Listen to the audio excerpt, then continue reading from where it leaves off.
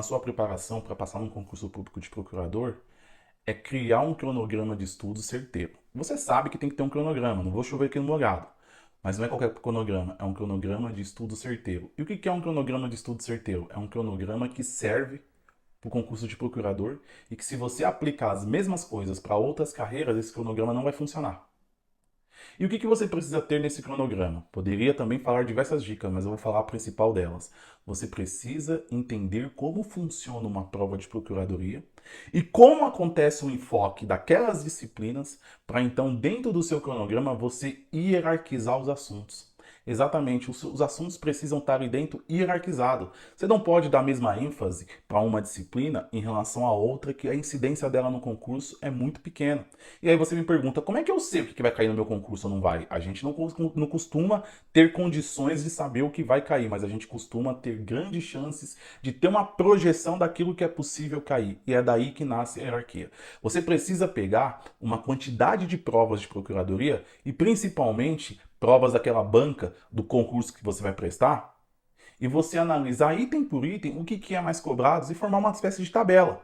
E se você não fizer isso, você contrate alguém que faça, por exemplo, uma mentoria ou um cursinho que apresente esse raio-x, pouco importa. Mas não dá para você estudar no escuro. Sem planejamento efetivo, não se alcança resultados tão grandiosos quanto é a aprovação num concurso daquela que é uma das carreiras mais cobiçadas e mais disputadas do Brasil.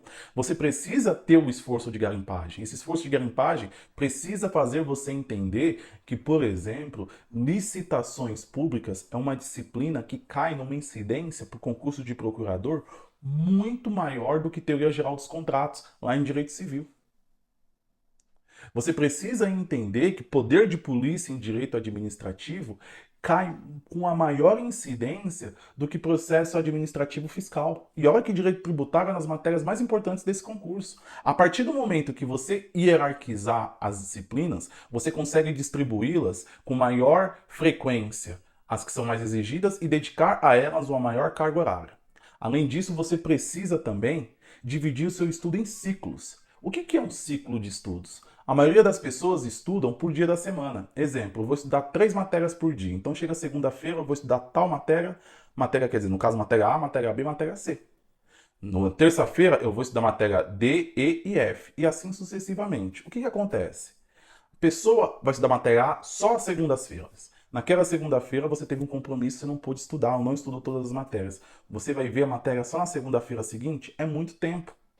Você vai ficar 14, 15 dias sem ver a matéria. Então o que você precisa fazer? Você não precisa colocar em dias da semana, mas por ordem. Tem a matéria 1, 2, 3, 4, 5, 6, 7, 8, 9, 10, 11, 12 e você vai estudar 3 por dia. Então você 3 por dia é um exemplo, você pode estudar mais ou menos, a gente também não indica muito mais que 3. Mas no dia 1, você vai estudar ainda mais a segunda-feira, o primeiro dia, as 3 primeiras matérias. No dia 2, as outras 3 matérias seguintes. Se por um acaso no dia 2 você não pôde estudar, no dia 3 você vai estudar as 3 matérias seguintes que você estudou no dia anterior. Assim não corre o risco de os imprevistos acontecerem e você ficar muito tempo sem ver qualquer matéria.